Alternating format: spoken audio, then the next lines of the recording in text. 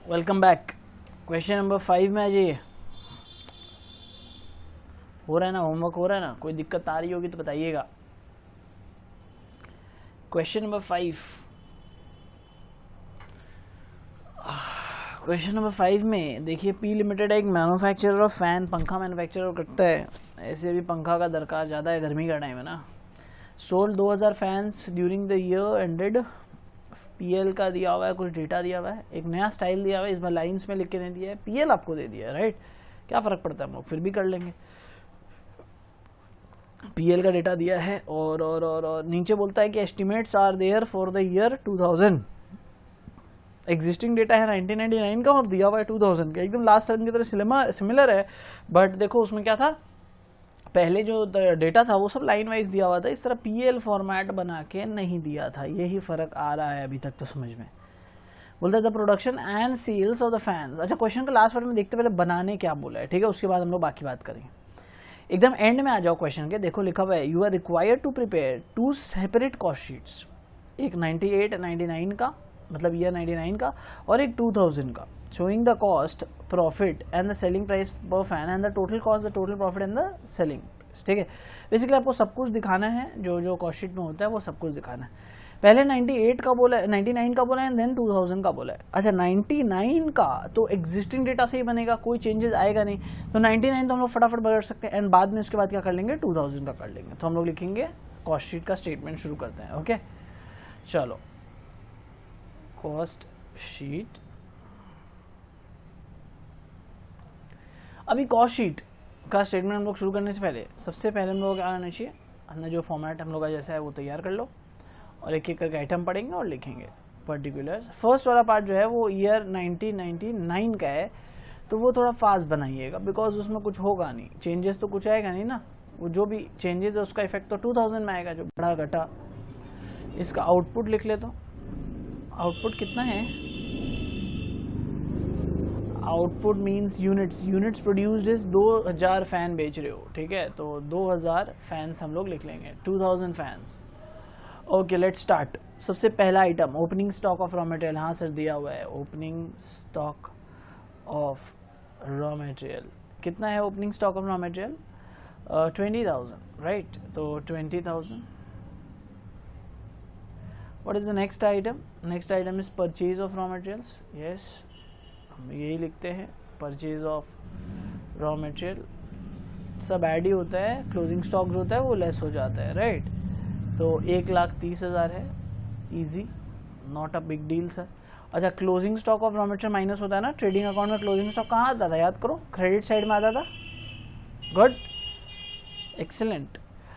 तो 30,000 is your closing stock of raw materials, जिसको आप क्या करोगे, लेस करोगे, तो 20 + 30 150, एंड 150 - 30 दैट कम्स टू 1,20,000। इसको हम लोग क्या बोलेंगे, 1,20,000 को बोलो, what will we say this, raw materials consumed, right। तो इतना सम करने के बाद यहाँ तक तो आपको समझ में आ ही रहा होगा हम लोग क्या कर रहे हैं, not big issue.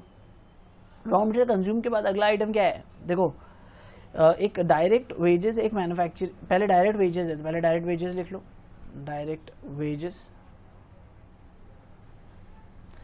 Direct wages जो दिया हुआ है दैट इज 1,80,000। उसके बाद है मैन्युफैक्चरिंग एक्सपेंसेस। मैन्युफैक्चरिंग एक्सपेंसेस जो है ना, ये फैक्ट्री का आइटम है, ये डायरेक्ट नेचर का खर्चा नहीं है। डायरेक्ट नेचर का खर्चा क्या होगा, जो चार्जेबल एक्सपेंस होगा, ये सब खर्चा होगा। ओके, तो ये सब ऐड करने के बाद क्या बन जाएगा मेरा, ये सब ऐड करने के बाद मेरा बन जाएगा सर प्राइम कॉस्ट बन जाएगा। प्राइम कॉस्ट ऐड कर लो इसको कोई भी कर लेगा, इजी है, 3 lakhs, ठीक। नेक्स्ट है हम लोग का फैक्ट्री ओवरहेड, तो हम लोग हेडिंग देंगे फैक्ट्री ओवरहेड। इसके अंदर एक से ज़्यादा आइटम है, मैन्युफैक्चरिंग एक्सपेंसेस है सर, हाँ है मैन्युफैक्चरिंग एक्सपेंसेस।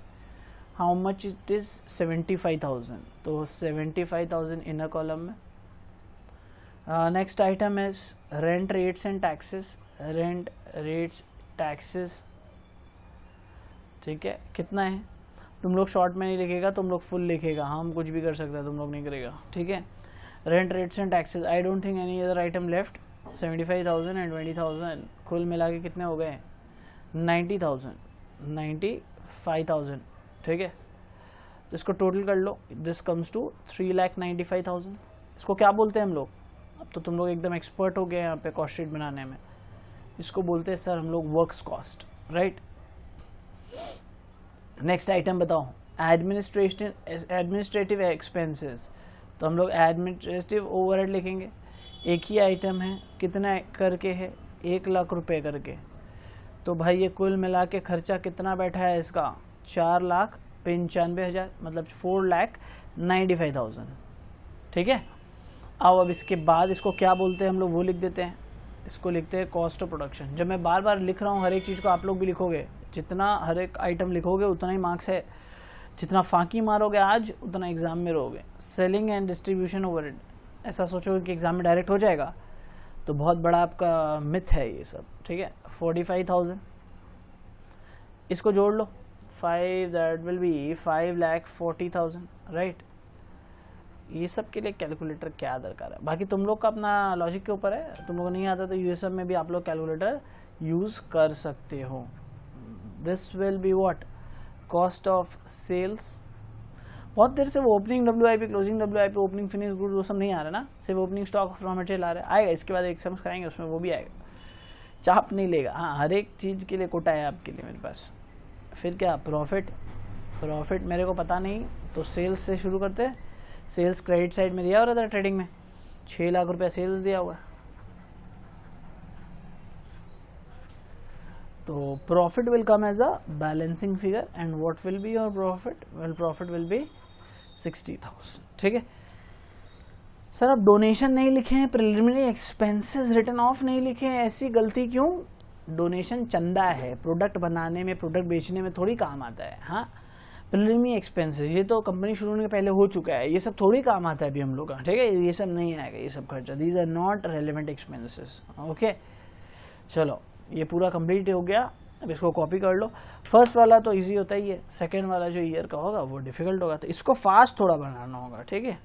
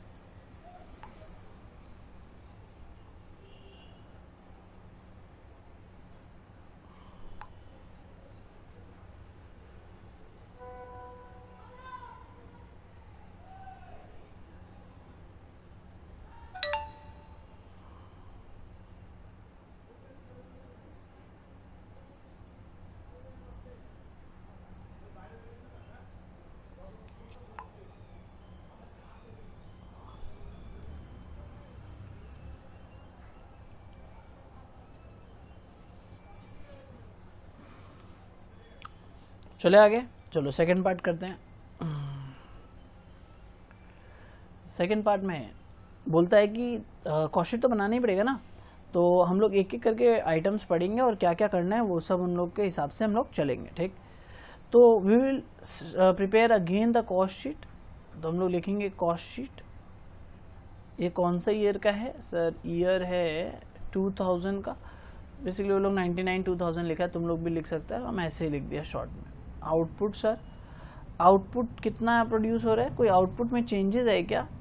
बोलता है 50% से आउटपुट बढ़ जाएगा। तो सर 50% से बढ़ने का मतलब इस बार आउटपुट कितना हो जाएगा? 3000 ना, 2000 पहले था, 50% 2000 का कितना होता है? 1000। 1000 ऐड कर दे 2000 में, कितना हो गया? 3000। इसको इतना कैलकुलेशन यहाँ दिखाने का दरकार नहीं है। तो पर्टिकुलर्स अमाउंट, ठीक है। चलो शुरू करते हैं। The first item raw materials consumed. हम लोग का कितना आया था रॉ मटेरियल्स कंज्यूम? देखो तो हम लोग आया था raw materials consumed 1,20,000। Sir opening stock और वो सब नहीं लिखेंगे, ये देखो मटेरियल जितना कंज्यूम हो वही ना अपने काम का है, तो अल्टीमेटली तो वही करना है, एक एक करके हर आइटम पे करने से बेटर है कि हम लोग डायरेक्टली किस पे करेंगे, रॉ मटेरियल्स कंज्यूम्ड पे, ठीक है। तो हम लोग का रॉ मटेरियल्स कंज्यूम्ड बॉस है कितना, पहले ये बता। सर हम लोग का रॉ मटेरियल कंज्यूम्ड अभी हम लोग इधर देखे थे जो निकाले थे, दिस वाज 1,20,000, ओके। तो 1,20,000 क्या सीखा था, दो इम्पैक्ट रहेगा मटेरियल्स में, एक यूनिट और एक प्राइस, अगर प्राइस चेंज होता है तो the production and the sales of the fans will increase by 50%, तो 50% से इंक्रीज हो रहा है, तो फर्स्ट इम्पैक्ट क्या होना चाहिए, यूनिट्स बढ़ जाना चाहिए 50% से, तो यानी क्या हो जाएगा, वापस से यहाँ पे क्या हो गया 150%, this is the units impact. याद है हम लोग एक सम किए थे और दिखाए तुमको,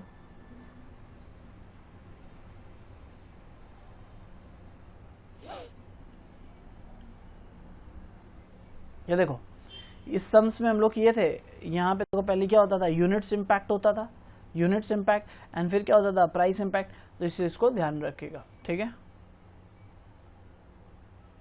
ग्रेट, इनटू क्या करना चाहिए, प्राइस बढ़ा है क्या, the price of the material fan would be increase by 120%, मतलब 20% बढ़ रहा है, हम लोग क्या करेंगे इनटू 120%। चलो कैलकुलेट करके बताओ मेरे को क्या आंसर आ रहा है। 1,20,000 multiply by 1.5 into 1.2, 2,16,000, 2,16,000 is our raw materials consumed, 2,16,000.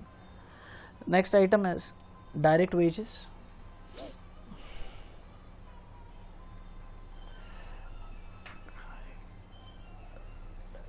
Direct wages, direct wages हम लोग का पहले से था कितना, चेक कर लीजिए, 1,80,000। डायरेक्ट वेजेस कितना बढ़ रहा है हम लोग देखते हैं, हम लोग का पहले तो यूनिट इम्पैक्ट आएगा ही बिकॉज ये वेरिएबल एक्सपेंस है, उसके बाद हम लोग को क्या चेक करना है, प्राइस है कि नहीं। Labour cost of the fan would go up by 10%, तो अगेन इजी, सीधा 110% से बढ़ा दीजिए इसे, तो वेजेस हम लोग का न्यू वेजेस कितना हो जाएगा, 1,80,000 इंटू 1.5 इंटू 1.1, 2,97,000, 2,97,000, ठीक है। कुल मिला के हम लोग का कितना खर्चा हो गया, 297 प्लस 2,16,000, 5,13,000 रुपया, 5,13,000। इसको हम लोग क्या बोलते हैं सर, सर हम लोग को पता है, इतना मत बोलिए, हम लोग को इतना भी बेवकूफ़ नहीं समझिए। Prime cost 5,13,000। A next item manufacturing expenses, manufacturing expenses के बारे में बात करते हैं, तो क्या दिया हुआ है, बोलता of the manufacturing expenses 15,000 are fixed, तो इसमें से अगेन दो पार्ट्स होगा, तो दो पार्ट जब भी होता था हम लोग ऐसे अंडरलाइन करके इसके अंदर लिखते थे फिक्स्ड, फिक्स्ड पार्ट कितना 15,000 इज फिक्स्ड ना, तो फिक्स्ड पार्ट इज 15,000, तो हम लोग यहाँ लिख देंगे 15,000। Okay, now the variable part, variable part कितना है, अच्छा वहाँ ऐसे डायरेक्ट नहीं लिखते हैं, मतलब बेटर होगा ये कि हम लोग पहले एक बार इनर में लिख लो इसको 15,000, और जो वेरिएबल है वो ऐड करने के बाद ले जाएंगे उसको।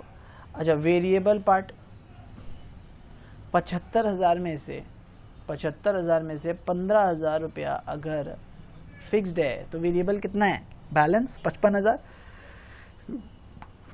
बोलता है द वेरिएबल प्रोपोर्शन, इस बार डायरेक्टली परसेंटेज नहीं बताया आपको, बोलता है the variable proportion will be in the same proportion of material consumed and wages as in the previous year.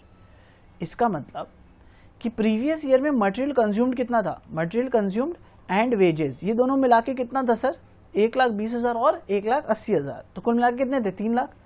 बोलता इसी प्रोपोर्शन में उसे चेंज करिएगा, तो ये जो फिगर है 55,000 ये किस डिनोमिनेटर पे है, 3 लाख के डिनोमिनेटर पे, और करंट ईयर का मटेरियल और वेजेस कितना है, करंट ईयर का मटेरियल कंज्यूम्ड एंड वेजेस कुल मिला के कितने हैं 5,13,000, तो इस ईयर का इंटू 5,13,000, ठीक है।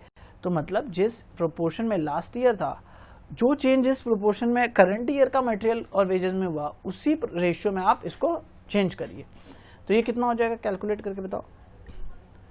55,000 divided by 3 lakh multiplied by 5,13,000, ये आप एक बार चेक कर लो कितना आ रहा है।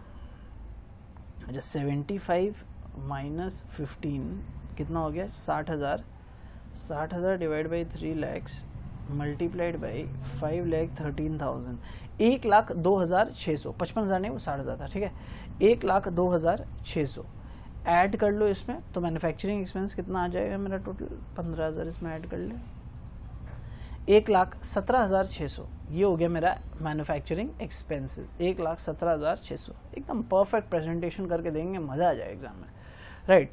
इसको ऐड करने से क्या आ जाएगा मेरा, cost of what, works cost, this plus 5,13,000, 6,30,600, ठीक है। अच्छा, रेंट रेट्स एंड टैक्सेस हम लोग नहीं लिए क्या, एक आइटम हम लोग छोड़ देना, ये गलती नहीं करो, हड़बड़ी नहीं, 1,17,600। देखो हम एक आइटम जो अभी हम लोग नहीं लिखे, कौन सा बोल तो, रेंट रेट्स एंड टैक्सेस, कितना था हम लोग का, कोई चेंजेस है क्या रेंट रेट्स एंड टैक्सेस में, नहीं, सीधा एडमिनिस्ट्रेशन है, पॉइंट इसलिए मिस हो गया। तो रेंट रेट्स एंड टैक्सेस, एक चीज़ और हम लोग क्या नहीं लिखे, मैं यहाँ ऐसे जो हेडिंग देते थे फैक्ट्री ओवरहेड, उसके अंदर आता था, याद है, ये देखो, ये तुम लोग थोड़ा सा कर लेना, मेरा स्पेस नहीं है, ये देखो factory overhead, then manufacturing expense, then rates and taxes, ठीक। तो ये थोड़ा सा प्रेजेंटेशन मेंटेन करके रखना। यहाँ फिर आएगा 20,000, हम इसको यहाँ ठीक कर देते हैं, रुको, जब इतना अच्छा से बना रहे हैं हम लोग, क्यों छोड़ा सा गड़बड़ करना, इसको चेंज कर दो, और ये और ये 1,17,600, और ये हो जाएगा 1,37,600, कुल मिला के फैक्ट्री ओवरहेड, हाँ ये फैक्ट्री ओवरहेड वाला लाइन जाएगा, ये फैक्ट्री ओवरहेड वाला जाएगा, कितना आ जाएगा, 1,17,600 प्लस 20,000, 1,17,600 प्लस 20,000, 1,37,600, ठीक ही था ये, 1,37,600, इसको जोड़ लो 5,13,000 से, 6,50,600, थोड़ा सा खाली मेरा ना प्रेजेंटेशन थोड़ा सा गंदा हो गया, समझ गया ना। पहले फैक्ट्री ओवरहेड, उसके अंदर दो item manufacturing expense, rate and taxes, तीनों को ऐड किया और तीनों को ऐड करके हम लोग चलेगा यहाँ पे, ठीक है, तो ज़्यादा क्लियर रहेगा। ये लो, अब हम पूरा एकदम अच्छा से कर दिया, नाउ इट्स डन। चलो 650, इसको क्या बोलेंगे हम लोग, कॉस्ट ऑफ प्रोडक्शन बोलेंगे, एक सेकंड, वर्क्स कॉस्ट, राइट। ये गड़बड़ होने से सब गड़बड़, भी ऑफिस का भी तो खर्चा डालना बाकी है।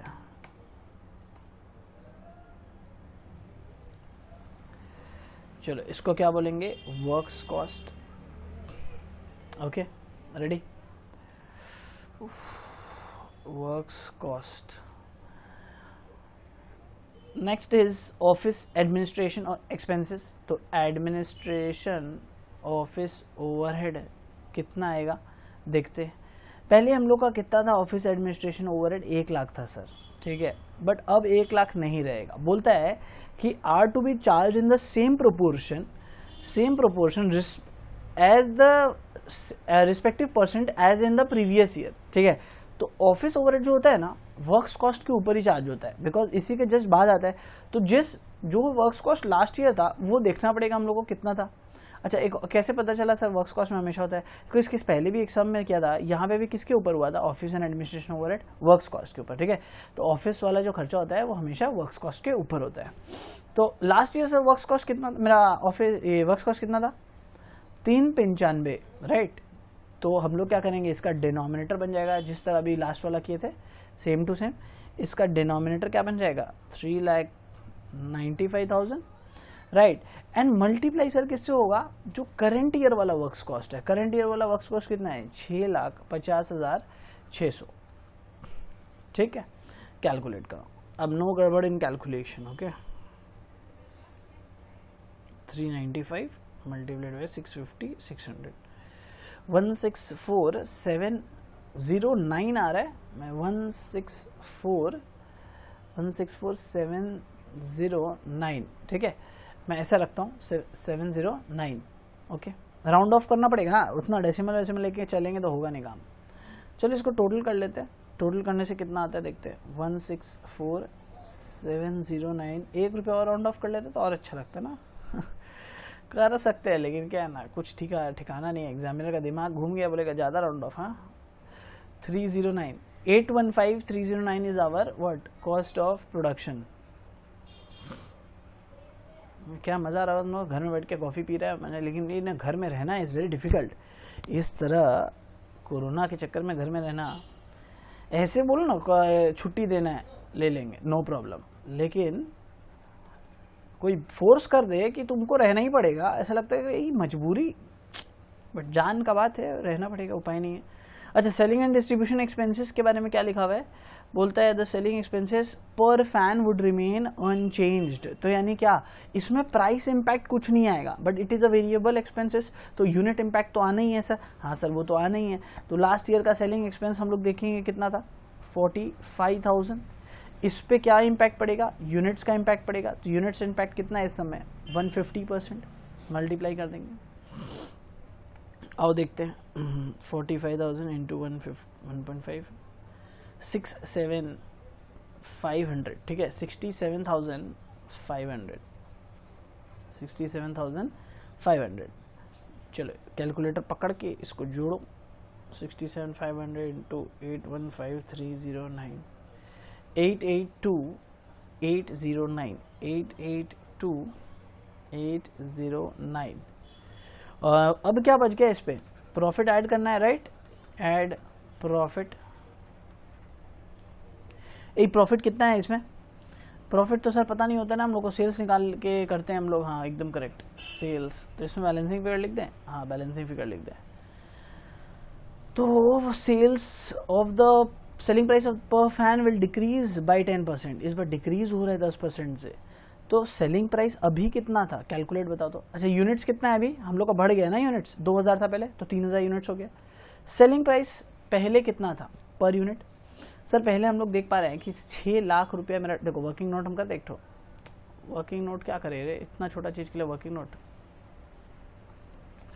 छोड़ो ना, वर्किंग नोट नहीं करेंगे। देखो बात समझो, सेल्स कितना है, 6 लाख है, 6 लाख में 2000 फैन बिका, तो एक फैन का दाम कितना, हाँ एक फैन का दाम हम नीचे कर देता वर्किंग नोट, ठीक है। Working note 1, calculation of sale price per unit, ठीक।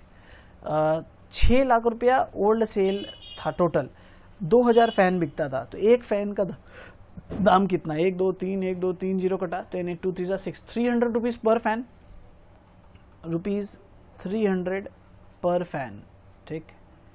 एक फैन का सेलिंग प्राइस पर फैन 300, बोलता है सेलिंग प्राइस विल रिड्यूस कितना परसेंट से, 10% से। तो new selling price equals to 300,000 हो गया ना, बेसी हड़बड़ी, एक जीरो ज़्यादा हो गया, ठीक है। 300 माइनस, अच्छा रुपीज़ है ना, तो रुपीज़ 300 माइनस 10% ऑफ रुपीज़ 300, तो कितना बचेगा, 300 माइनस 30 कितना, 270 रुपया।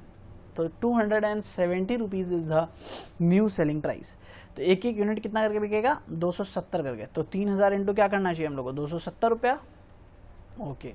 मल्टीप्लाई करके हमको बताओ 3000 इंटू 270 कितना होता है, 8,10,000। कैलकुलेटर पकड़ के माइनस संग कर लो, कैलकुलेटर 8,10,000, 882,809, 72809, ठीक है, 72809। This is our profit for the year 2000। लो कॉपी करो इसको आराम से। अच्छा, पर यूनिट का कॉलम हम नहीं बना रहे, पर यूनिट बोला है सब में, रुपी पर यूनिट तुम लोग बनाना है। इस सब में सब तो 3000 से डिवाइड होगा, और इस सब में क्या चीज़ से डिवाइड होगा सर, अब जो स्पेस नहीं छोड़ा होगा तो गदा कोई उपाय नहीं है उसका, कहीं और अलग से कर लेना, रुपीज़ पर यूनिट, ठीक है। इस सब में 2000 यूनिट से डिवाइड कर दीजिएगा हर एक आइटम को, और इस सब में जैसे हम लोग करते हैं 3000 यूनिट से डिवाइड हो जाएगा हर एक आइटम, ठीक है। लो कॉपी, मस्त समझा ना, इसलिए बोले एक एक सम क्लासिक समझ दिया हुआ इसमें, इसके बाद और कुछ करने का दरकार नहीं है।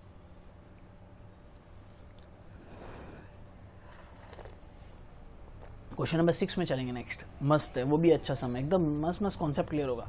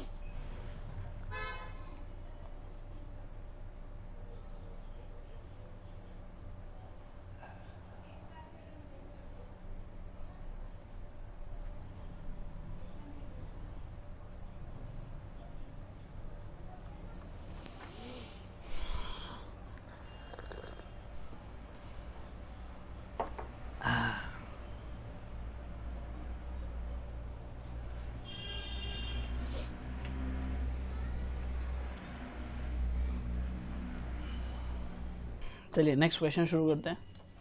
क्वेश्चन नंबर 6 में आ जाइएगा। Question number 6, another different type of question. हम लोग हर एक डिफरेंट टाइप का ही कर रहे हैं। A manufacturing company provides with you a summary of its production cost at 3 production levels। 3 level of production दिया है जिसमें 3 आइटम्स हैं ए बी सी। एक बार 1000 यूनिट्स प्रोड्यूस हो रहा है, एक बार 2000 यूनिट्स से प्रोड्यूस हो रहा है, और थर्ड टाइम 3000 यूनिट्स प्रोड्यूस हो रहा है। ठीक है, और प्रोडक्ट का नाम क्या दिया हुआ है? कॉस्ट का आइटम, कॉस्ट आइटम है। ठीक है, basically this is not a product item, it is a cost item कि कॉस्ट का क्या क्या खर्चा है। बिकॉज हम लोग क्या चैप्टर पढ़ रहे हैं? कॉस्ट शीट पढ़ रहे हैं। तो जो पहला कॉस्ट का खर्चा है दैट इज ए। अब indicate the cost behaviour for the each cost items. इसका मतलब क्या कि ये बिहेवियर क्या है इनका। Now what do you mean by behaviour?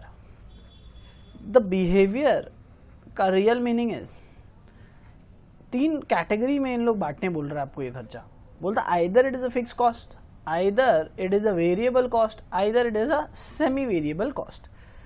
Semi variable cost, semi variable तो बोल के कोई खर्चा नहीं होता है, तो इसलिए इसको वापस 2 हिस्सों में डिवाइड हो जाता है। इसका कुछ पार्ट फिक्स हो जाएगा और इसका कुछ पार्ट क्या हो जाएगा? वेरिएबल पार्ट हो जाएगा। यही इनके बिहेवियर के बारे में आपको बोल रहा है, डिस्कस करिए।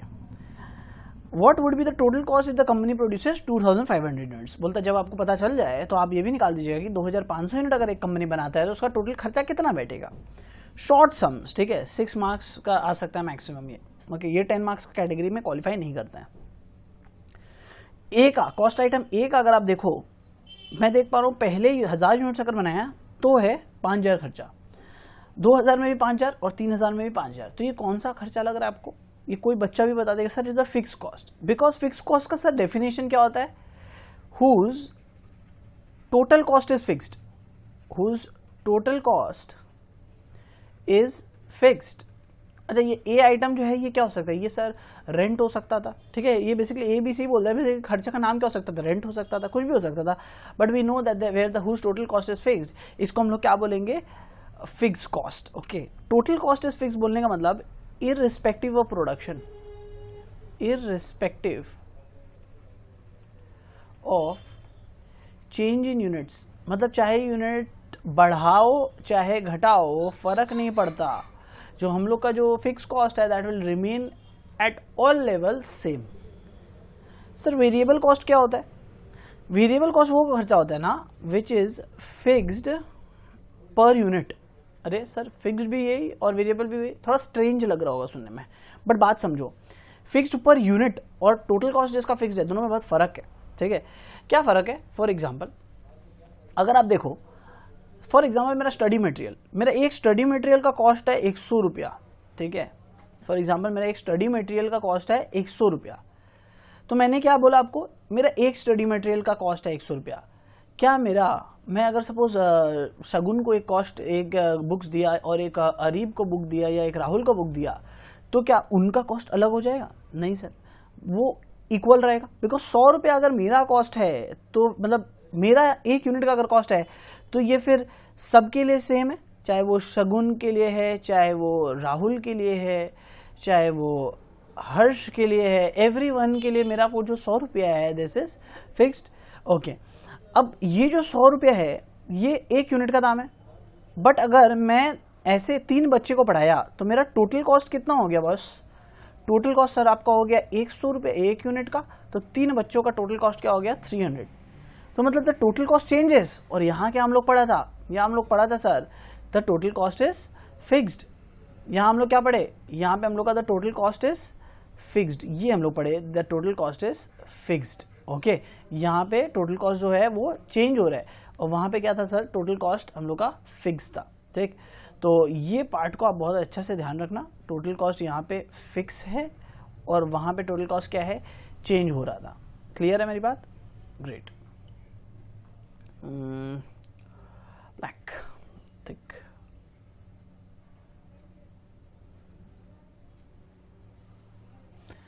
अब आ जाओ नेक्स्ट हम लोग बात करते हैं। तो यहाँ पे हम लोग इन शॉर्ट क्या सीखे कि जो फिक्स कॉस्ट होगा वो हर लेवल पे सेम होगा, जो वेरिएबल कॉस्ट होगा उसका जो एक यूनिट का कॉस्ट होगा फिक्स्ड होगा। तो अब हम लोग को एक बार कॉस्ट बी आइटम का चेंज कर रहा है, तो हम लोग इस हिसाब से क्या डिटरमाइन कर पाए? ए इज अ फिक्स्ड कॉस्ट, जो कॉस्ट आइटम ए है वो फिक्स कॉस्ट है। वाई का ऊपर मैंने रीजन दिया। मैं टेबल बना के समझा रहा हूँ, आप लोग को नोट्स में लिखना होगा, ठीक है। सेकेंड वाले का हम लोग देखेंगे कि पर यूनिट कॉस्ट निकाल के देखना होगा कि फिक्स है या नहीं है। आइटम नंबर बी का देख रहा हूँ मैं, 1400 रुपया पहले लेवल पे और डिवाइड कर रहे हैं उसको 1000 से, तो क्या आ जाएगा 1.4। सेकेंड लेवल पे देखो तो 1800 डिवाइडेड बाई 2000, अब करके देखना पड़ेगा कैलकुलेटर पे क्या आता है। 1800 डिवाइडेड बाई 2000, तो ये आ रहा 0.9। तो सर पहला में था 1.4, दूसरा में आया 0.9, यानी B is not a fix cost, not a variable cost. Then what is it? Then B is a semi variable cost. Cost item B is a semi variable cost. Why? Because ना इसका total cost fixed है, ना इसका total cost fixed है, ना इसका per unit cost fixed है, ठीक है। तो जिसका टोटल कॉस्ट भी फिक्स नहीं है, जिसका पर यूनिट कॉस्ट भी फिक्स नहीं है, वो क्या है? वो सेमी वेरिएबल है। इसका भी खत्म नहीं हुआ, कहानी कैसे होगा कैलकुलेशन में डील करता हूँ। मैं पहले एक बार सी को भी चेक कर लेता हूँ। सी का देख पा रहा हूँ 3000 डिवाइडेड बाई 1000 करने से 3 रुपये आ रहे, फिर 6000 डिवाइडेड बाई 2000 यूनिट्स करने से तो भी 3 रुपये आ रहे, एंड लास्ट वाला करता हूँ 9000 डिवाइड बाई 3000 करने से तो भी 3 रुपये आ रहे हैं, यानी फिक्स्ड पर यूनिट है। हर लेवल पे the unit per unit is fixed. तो ये कौन सा आइटम हो गया? Item number C. C is a variable cost as it is fixed per unit. ये अपना इसका रीजन हो गया, fixed per unit is a fixed cost. Why? As the total cost is fixed. चलो डन। अब last वाला semi variable cost में क्या पार्ट होगा? एक फिक्स पार्ट, एक वेरिएबल पार्ट। तो हम लोग ये भी तो जानते हैं ना इकोनॉमिक्स के हिसाब से, total cost equals to what? Fix cost plus variable cost. This plus this equals to total cost. तो अगर हम वेरिएबल पार्ट निकाल ले आइटम नंबर बी का, तो क्या होगा मेरा? आइटम नंबर बी का अगर वेरिएबल पार्ट निकाल लिया तो मेरा क्या हो जाएगा? बोलो। इस टोटल कॉस्ट से अगर माइनस कर देंगे फिक्स कॉस्ट को तो मेरा आ जाएगा वेरिएबल कॉस्ट, या फिर टोटल कॉस्ट से अगर वेरिएबल कॉस्ट को माइनस कर देंगे तो क्या आ जाएगा? Fix cost. तो हम लोग पहले एक फॉर्मूला लिखेंगे इसका, variable cost per unit equals to variable cost per unit equals to change in cost divided by change in units। अब ये जो चेंज है ये कैसे करना है? 3 लेवल दिया हुआ है सर, कोई भी 2 लेवल लेके कर लीजिए, not a problem. For example अगर हम लोग आइटम नंबर बी से चले, बी का ही है हम लोग का सेमी वेरिएबल, तो चेंज कितना हो रहा है कॉस्ट में? हम लोग फर्स्ट 2 लेवल ले लेते हैं, 1000 और 2000 यूनिट्स का। तो 1800 कॉस्ट है, चेंज हो रहा है 1400 यूनिट्स। ये हो गया मेरा कॉस्ट का चेंज। अब आ जाओ हम लोग देखते हैं यूनिट्स का चेंज कितना हुआ। पहले मेरा 1000 यूनिट्स था, अब 2000 हो गया। तो 2000 माइनस 1000 रुपीज, तो 1400 कितना हो जाएगा? 1800 minus 1400 400 minus 2000 minus 1000 that is 1000। ये कितना हो जाएगा रुपीज? 400 बाई 1000, देखते हैं कितना आता है। 400 divide by 1000 that is 0.4 rupees per unit.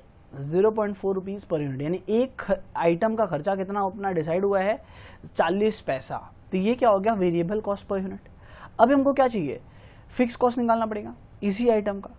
तो हम कैसे निकालेगा? We know that total cost equals to variable cost plus fix cost. So total cost हम लोग का कितना दिया हुआ है? बी आइटम का कोई भी एक लेवल का कॉस्ट को ना मान लो टोटल कॉस्ट, या तो 14 से ले लो या तो 1800 ले लो, कौन सा लोगे बताओ? जो भी लोगे उसी लेवल का यूनिट्स भी लेंगे फिर हम लोग, ठीक है। देखो फॉर एग्जांपल 1400, अगर हम लोग 1400 लेवल लेते हैं, ठीक है, तो 1400 इज द टोटल कॉस्ट। यहाँ मैंने 1400 लिख दिया, इक्वल्स टू वेरिएबल कॉस्ट कितना होगा? सर एक यूनिट का अगर दाम है 40 पैसा, तो टोटल यूनिट्स कितना है? 1000 यूनिट्स। उसी लेवल का यूनिट देखो 1000 यूनिट्स, तो 1000 यूनिट से मल्टीप्लाई हो जाएगा। तो ये क्या आ गया मेरा? ये मेरा टोटल वेरिएबल कॉस्ट आ गया, राइट। अरे इसको ऐसे बोल सकते हैं ना, total variable cost total fix cost, तो प्लस टोटल फिक्स्ड कॉस्ट। अब इस इक्वेशन को सॉल्व करना पड़ेगा, तो क्या आ जाएगा? Therefore total fix cost equals to कितना 1400, पहले तो 40 पैसा इंटू 1000 कितना हो गया 400, तो अब 1400 इधर है, इधर ले जाओ इसको तो माइनस 400 कितना हो जाएगा 1000 रुपया। तो टोटल फिक्स कॉस्ट कितना आया मैंने लास्ट लेवल पे 1000 रुपया। क्लियर है ना बात। तुम लोग ना बी वाला ही आइटम को सेकेंड लेवल से करके देख लो, 1800 वाला को यूज कर लो। मतलब ये जो 40 पैसा है इंटू क्या हो जाएगा, जहां 1000 है वो हो जाएगा 2000, ये जो 1400 है वो क्या हो जाएगा 1800, और उसके बाद वापस सॉल्व करके देख लो 1000 ही आएगा answer, because it is a fix cost. तुम लोग एक बार सॉल्व करके देखो, मेरे को कोई दिक्कत नहीं है, और तब तक इसको ना कॉपी भी कर लो, ठीक है। देखो सेम आंसर आएगा। हम लोग क्या किए अभी तक हम लोग ये किए कि ये डिसाइड कर पाए इसका फिक्स कॉस्ट कितना है, वी हैव डिसाइडेड 5000, ये गिवन था। इसका वेरिएबल कॉस्ट पर यूनिट कितना है, जो पर यूनिट है वो कितना है सर, सर कोई भी एक लेवल से कर लीजिए, 3000 डिवाइडेड बाई 1000, तो इससे आ जा रहा है हम लोग का 3 रुपीज़। यहाँ नहीं लिखते हैं, नीचे लिख देते हैं, थोड़ा सा और क्लैरिटी हो जाएगा। Rupees 3 per unit. हम लोग दो डेटा यहाँ निकाले, एक ये, दूसरा ये, एंड तीसरा क्या निकाले हम लोग, इसमें सेमी वेरिएबल को दो पार्ट्स में ब्रेक किए। एक तो 40 पैसा पर यूनिट ये निकाले, और एक निकाल पाए कि फिक्स कॉस्ट कितना है इस लेवल पे, ठीक है। ये 4 डेटा मैंने निकाला, आप इसको कॉपी कर लीजिए, ये लो कॉपी इट। अभी हम लोग सेकेंड पार्ट करेंगे, this is just the part A. Part B में हम लोग करेंगे कि क्या टोटल 2500 यूनिट्स का क्या कॉस्ट होगा, हम लोग अभी वो निकालेंगे, ओके।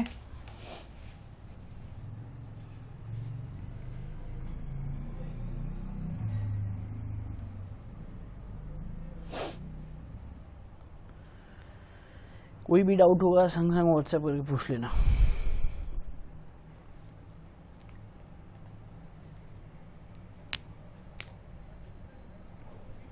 माउस यूज करना का वीडियो पॉज करके बैक करके जो भी यूज करेगा, do not use the keyboard, it will shut down immediately.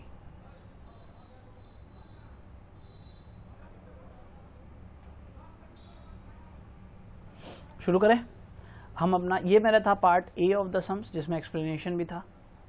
Part B of the सम शुरू करते हैं, ठीक है। क्वेश्चन नंबर वही है 6 का बी।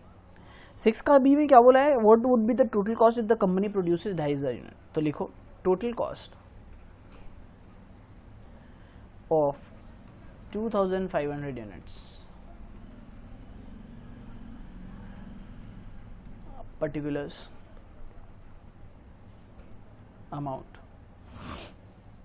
सबसे पहले कॉस्ट आइटम ए, ये तो सर फिक्स्ड है ना, तो इसके ब्रैकेट में लिखो फिक्स्ड, चाहे कितना भी बनाओ 1000 2000 2500 जितना बनाना है, ये 5000 ही लगेगा।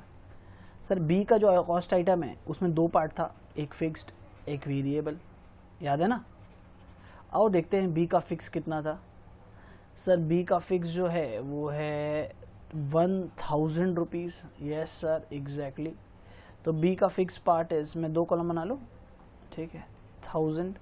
एंड सर वेरिएबल पार्ट कितना लिखेंगे, 40 पैसा था, याद है ना, 0.4। एक यूनिट बनाने में 40 पैसा, तो हम लोगों को कितना बनाना है सर, 2500 यूनिट्स बनाना है। तो भाई 2500 से मल्टीप्लाई कर ले, तो मल्टीप्लाई करके बताओ 2500 इंटू 0.4 कितना आएगा, 140% ना, इसका 1000 ही आना चाहिए, चेक कर लो फिर भी एक बार कैलकुलेटर से। 2500 इंटू 0.4 1000 आ रहा है, ठीक। तो कुल मिला के हम लोग का यहाँ पे आउटर कॉलम में कितना चला जाएगा, बी के बगल में 2000। अब आओ सी, सी का टोटल खर्चा कितना है 3000। सी का जो है टोटल खर्चा कितना 3000, मतलब सी वेरिएबल कॉस्ट था या फिक्स कॉस्ट था, सी सर पूरा वेरिएबल कॉस्ट था, याद है ना आपको। हाँ सर याद है, यहाँ पे हम लोग लिखे थे 3 पर यूनिट। आइटम नंबर सी, ये रहा सी, यहाँ लिखा है ना मैंने सी। आइटम नंबर 3 का 3 रुपया पर यूनिट था वेरिएबल। तो हम लोग क्या करेंगे, वेरिएबल लिखेंगे इधर, इसमें ₹3 इंटू कितना यूनिट्स बनाए हो आप, 2500 यूनिट्स, तो ये कितने हो जाएंगे 7500। तो सेकंड पार्ट बहुत इजी था, बेसिकली जो गेम है वो फर्स्ट पार्ट में है, वो उसको अच्छे से रिवाइज करोगे और उसके बाद इसको करोगे। 7 और 7 14,500, ठीक है, 7 और 7 14,500। इसको इस तरह आपको सजाना है। Done, not a big deal, very easy, okay. इससे इजी चीज़ आपको नहीं मिलेगा, ओके। तो इसको कंप्लीट करने के बाद अब तुम लोग क्या करो ना, अपना इसके रिलेटेड जो एग्जाम है वो होमवर्क लिखो, ताकि तुम लोग इसको प्रैक्टिस करके दिखा पाओ मेरे को। होपफुली जो पहले जो होमवर्क्स दिए हैं वो आपने कंप्लीट किए होंगे, नहीं किए तो कोई डाउट है तो मेरे से पूछो, ब्लैंक छोड़ के मत बोलना ये वाला लीजिए और बना दीजिए, वो सब काम इधर नहीं होता है।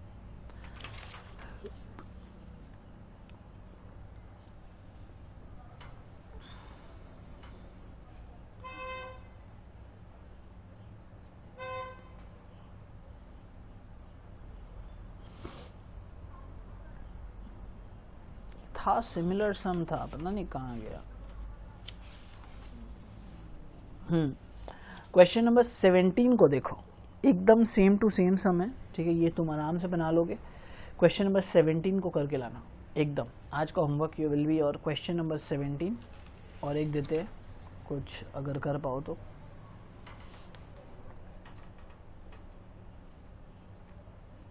क्वेश्चन नंबर 18 रहेगा आपका होमवर्क, मैं लिख देता हूँ। क्वेश्चन नंबर 17, क्वेश्चन नंबर 18, ये 3rd क्लास का होमवर्क है, राइट, ये 3rd क्लास का होमवर्क है, homework 3rd class. Homework of the 1st class was, अगर मैं याद करूं, homework of the 1st class was, homework 1st class was question number 2। मैं देखना चाहूँगा ये क्वेश्चन आपने बनाया कि नहीं बनाया।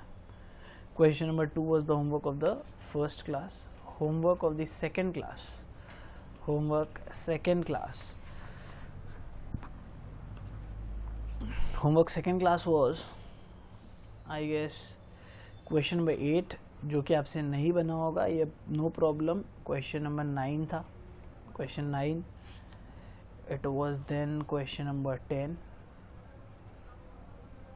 क्वेश्चन नंबर 7 भी था ना, क्वेश्चन नंबर 7 छूटा नहीं है मेरे से। क्वेश्चन नंबर 7, 7, 8, 9, 10 ये था।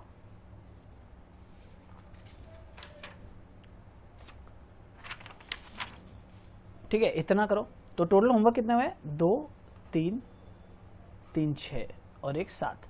इसमें से क्वेश्चन नंबर 8 में भी आपसे नहीं बने, वो मैं करवा दूंगा नेक्स्ट क्लास, नो प्रॉब्लम। उससे रिलेटेड फिर आप और सम्स भी कर पाओगे, ठीक है। तो ये आपको एटलीस्ट होमवर्क करना है अभी तक, एटलीस्ट इतना होमवर्क करके नेक्स्ट वीडियो देखना, वरना कोई फ़ायदा नहीं होगा, आउटपुट नहीं आएगा, वो मज़ा नहीं आएगा सम्स करके, ठीक है। अगर पूरे अच्छे से करना है चीज़ों को तो फुल फ्लेजेडली बना के दो मेरे को, तब जाके मज़ा आएगा, ठीक है। चलो मिलेंगे नेक्स्ट क्लास।